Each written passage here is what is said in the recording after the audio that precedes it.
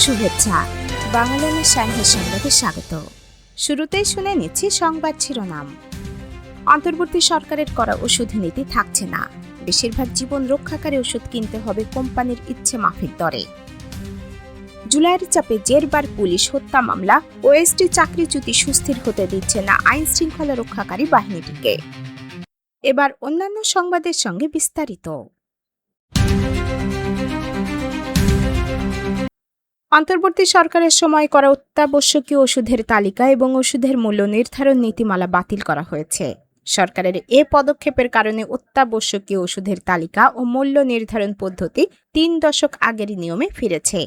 জনস্বাস্থ্য বিশেষজ্ঞরা ধারণা করছেন, পুরনো নিয়মে ফেরার কারণে সরকারি নজরদারি দুর্বল হলে ভোক্তাদের ব্যয় বাড়তে পারে।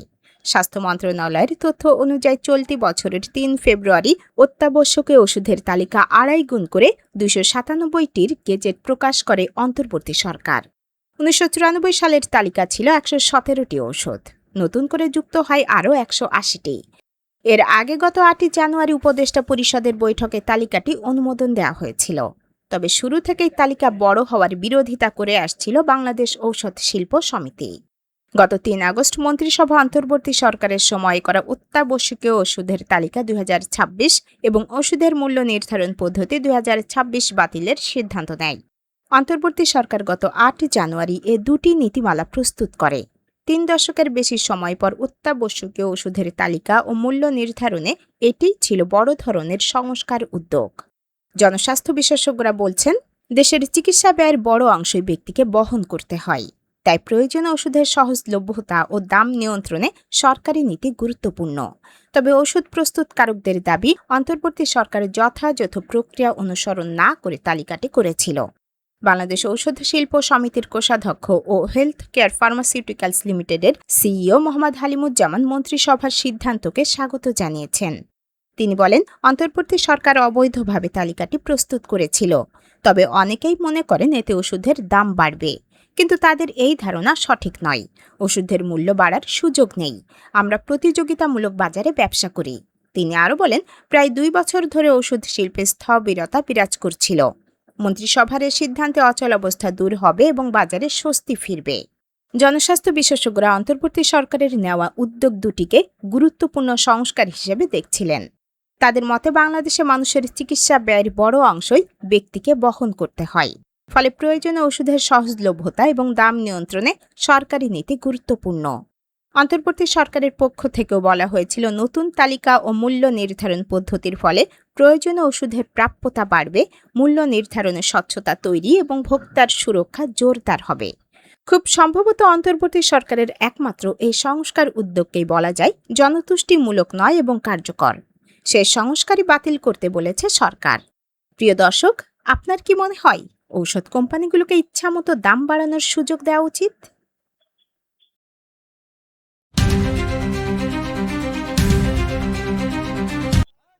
জুলাই অভ্যুত্থানের ছাত্র জনতার উপর গুলি চালানোর অভিযোগে পুলিশের ১,৪৯০ সদস্যের বিরুদ্ধে মামলা হয়েছে। তাদের মধ্যে ৬৮ জন গ্রেপ্তার ও ৫৭ জন পলাতক। এর বাইরে ১৪১ জন পুলিশ সদস্যকে বাধ্যতামূলক অবসরে পাঠানো হয়েছে। ওএসডি ও বিভিন্ন ইউনিটে সংযুক্ত করা হয়েছে আরও ১৪২ জনকে। পলায়নের অভিযোগে সাময়িক বরখাস্ত হয়েছেন ৯৩ জন। মামলায় আসামি হওয়া, গ্রেপ্তার, পলাতক, সাময়িক বরখাস্ত, ওএসডি ও বাধ্যতামূলক অবসরের কারণে পুলিশের বিভিন্ন পর্যায়ে বড় ধরনের পরিবর্তন এসেছে। শাস্তির আওতায় আসা পুলিশের সদস্যদের একটি অংশের অভিযোগ, প্রকৃত সম্পৃক্ততা যাচাই না করেই অনেক কর্মকর্তাকে মামলায় আসামি করা হয়েছে। কেউ ঘটনাস্থলেই ছিলেন না, কারো ডিউটি রোস্টারে নাম ছিল না, আবার কেউ তখন অন্য ইউনিটে দায়িত্ব পালন করছিলেন। এরপরও তাদের মামলা হয়েছে। এই অংশের দাবি, পুলিশের অভ্যন্তরীণ দ্বন্দ্ব এবং রাজনৈতিক প্রভাবের কারণেও কেউ কেউ মামলার আসামি হয়েছেন। এতে প্রকৃত অপরাধীদের পাশাপাশি নির্দোষ কর্মকর্তারাও শাস্তির মুখে পড়েছেন। অন্যদিকে পুলিশের সাবেক ও বর্তমান কর্মকর্তাদের কেউ কেউ মনে করছেন, অতীতে ক্ষমতার অপব্যবহার, মানবাধিকার লঙ্ঘন ও আন্দোলন দমনে অতিরিক্ত বল প্রয়োগে জড়িত কর্মকর্তাদের বিচার হওয়া জরুরি। তবে তাদের ক্ষেত্রেও যথাযথ তদন্ত ও প্রমাণের ভিত্তিতে ব্যবস্থা নেওয়ার উপর জোর দিয়েছেন তারা। গত বছরের ৭ আগস্ট স্বরাষ্ট্র মন্ত্রণালয়ের এক প্রজ্ঞাপনে বলা হয়েছে, নিজ কর্মস্থল থেকে পলায়নের অভিযোগে ডিআইজি থেকে পরিদর্শক পদমর্যাদার ৪০ কর্মকর্তার বিরুদ্ধে বিভাগীয় ব্যবস্থা প্রক্রিয়াধীন। তাদের বিপিএম ও পিপিএম পদকও প্রত্যাহার করা হয়েছে। তবে এই শাস্তির প্রক্রিয়া নিয়ে পুলিশে বিতর্ক রয়েছে। শাস্তির আওতায় আসা কয়েকজন কর্মকর্তার অভিযোগ, জুলাই অভ্যুত্থানের সময় তাদের অনেকেই ঘটনাস্থলে ছিলেন না। কারো ডিউটি রোস্টারের নাম ছিল না, কেউ ছিলেন অন্য ইউনিটে। তাদের অভিযোগ, তৎকালীন প্রভাবশালী কিছু পুলিশ কর্মকর্তা ও একাধিক রাজনৈতিক দলের নেতার প্রভাবে অনেক নির্দোষ কর্মকর্তাও মামলায় জড়িয়েছেন। মামলা হওয়ার পর তাদের সাময়িক বরখাস্ত, ওএসডি, সংযুক্ত বা বাধ্যতামূলক অবসরে পাঠানোর ধারাবাহিকতা শুরু হয়।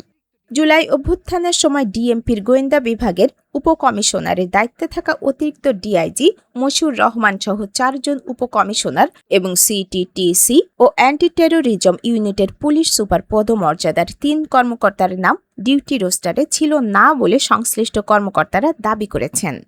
মশিউর রহমান সহ ২ জন বর্তমানে কারাগারে, ২ জন রেঞ্জ ডিআইজির কার্যালয়ে সংযুক্ত, একজন পলাতক এবং আরেকজন একটি ইউনিটে কর্মরত।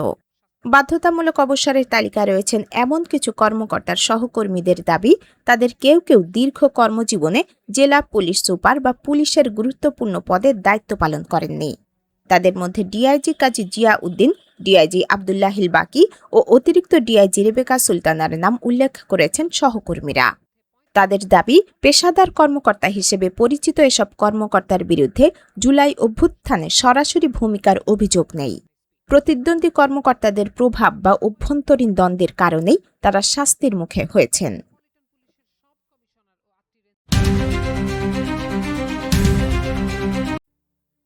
জাহাজে চলাচলের জন্য হরমুজ প্রণালী পুরোপুরি খুলে দিতে যুক্তরাষ্ট্রের অবরোধ প্রত্যাহার, ক্ষতিপূরণ সহ একাধিক শর্ত দিয়েছে ইরান।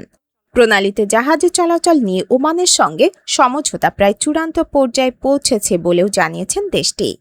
৮ আগস্ট ইরানের পররাষ্ট্রমন্ত্রী আব্বাস আরাকচি বলেন, হরমুজ প্রণালীতে নতুন একটি নৌপথ চালুর বিষয়ে ওমানের সঙ্গে আলোচনা চূড়ান্তের খুব কাছাকাছি পর্যায়ে রয়েছে।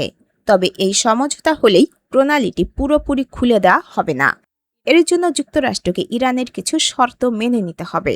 তিনি আরও বলেন, জুনে যুক্তরাষ্ট্রের সঙ্গে হওয়া একটি সমঝোতা স্মারকে ওয়াশিংটন যে প্রতিশ্রুতিগুলো দিয়েছিল সেগুলো বাস্তবায়ন না করায় তেহরান অসন্তুষ্ট। হরমুজ পুরোপুরি খুলে দেওয়ার ক্ষেত্রে ওই প্রতিশ্রুতি বাস্তবায়নকে গুরুত্বপূর্ণ বলে মনে করছে ইরান। এসব শর্তের বিষয়ে ইরানের শীর্ষ জাতীয় নিরাপত্তা সংস্থার সচিব মোহাম্মদ বাঘের জুল কদর বলেন, যুক্তরাষ্ট্রকে ইরানের বিরুদ্ধে হুমকি ও হামলা বন্ধ করতে হবে। একই সঙ্গে ইরান ও তার মিত্র লেবানন, ফিলিস্তিন, ইয়েমেন ও ইরাকের বিরুদ্ধে আগ্রাসন বন্ধ, ইরানের উপর অবরোধ ও নিষেধাজ্ঞা প্রত্যাহার এবং বিদেশে আটকে থাকা ইরানি সম্পদ ছেড়ে দেওয়ার কথা জানিয়েছেন তিনি। এছাড়া চলমান যুদ্ধে যুক্তরাষ্ট্রের হামলায় ব্যাপক ক্ষয়ক্ষতির জন্য ক্ষতিপূরণও চেয়েছে তেহরান।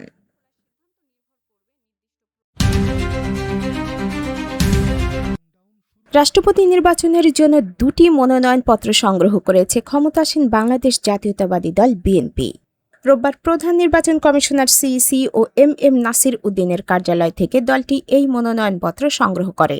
নির্বাচন কমিশন সূত্রে জানা গেছে, জাতীয় সংসদের চিফ হুইপ নুরুল ইসলাম মুনি আজ একটি মনোনয়নপত্র সংগ্রহ করেন। আরেকটি মনোনয়নপত্র সংগ্রহ করেন বিএনপির জ্যেষ্ঠ যুগ্ম মহাসচিব রুহুল কবির রিজভী। তবে তারা কার জন্য মনোনয়নপত্র সংগ্রহ করেছেন তা নিশ্চিত হওয়া যায়নি। এদিকে রাষ্ট্রপতি নির্বাচনের প্রার্থী হিসেবে এলডিপি সভাপতি অলি আহমেদের নাম ঘোষণা করেছে জামায়াতে ইসলামী নেতৃত্বাধীন 11 দলীয় ঐক্য। রোববার দুপুর 1টার দিকে বেইলি রোডে বিরোধী দলীয় নেতার বাসভবনে এক বৈঠকের পরে জোটের নেতা এনসিপি আহ্বায়ক নাহিদ ইসলাম সাংবাদিকদের সামনে এ ঘোষণা দেন।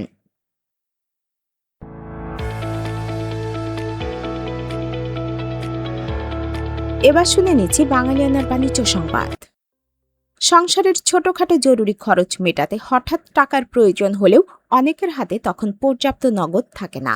বিশেষ করে মাসের শেষ দিকে বিদ্যুৎ, গ্যাস, পানি কিংবা মোবাইল ফোনের বিল পরিশোধ অথবা প্রয়োজনীয় রিচার্জ করতে গিয়ে অনেককে পরিচিত জনের কাছ থেকে ধার করতে হয়। কেউ কেউ আবার ক্ষুদ্র ঋণের জন্য ব্যাংক বা অন্য আর্থিক প্রতিষ্ঠানের দ্বারস্থ হন। এবার এই ধরনের ছোট অঙ্কের জরুরি প্রয়োজন মেটাতে ডিজিটাল মাধ্যমে ঋণের সুযোগ চালুর উদ্যোগ নিয়েছে বাংলাদেশ ব্যাংক। নতুন এই ব্যবস্থায় মোবাইল ব্যাংকিং বা ডিজিটাল ব্যাংকিং এর মাধ্যমে 50 টাকা থেকে সর্বোচ্চ 5,000 টাকা পর্যন্ত ঋণ নেওয়া যাবে। ঋণ নেওয়ার পর 30 দিনের মধ্যে পুরো অর্থ পরিশোধ করতে হবে। সবচেয়ে গুরুত্বপূর্ণ বিষয় হলো এই ঋণের ওপর কোনো সুদ আরোপ করা হবে না। তবে ঋণের পরিমাণ অনুযায়ী নির্দিষ্ট হারে সেবা মূল্য নেওয়ার সুযোগ থাকবে ব্যাংকগুলোর।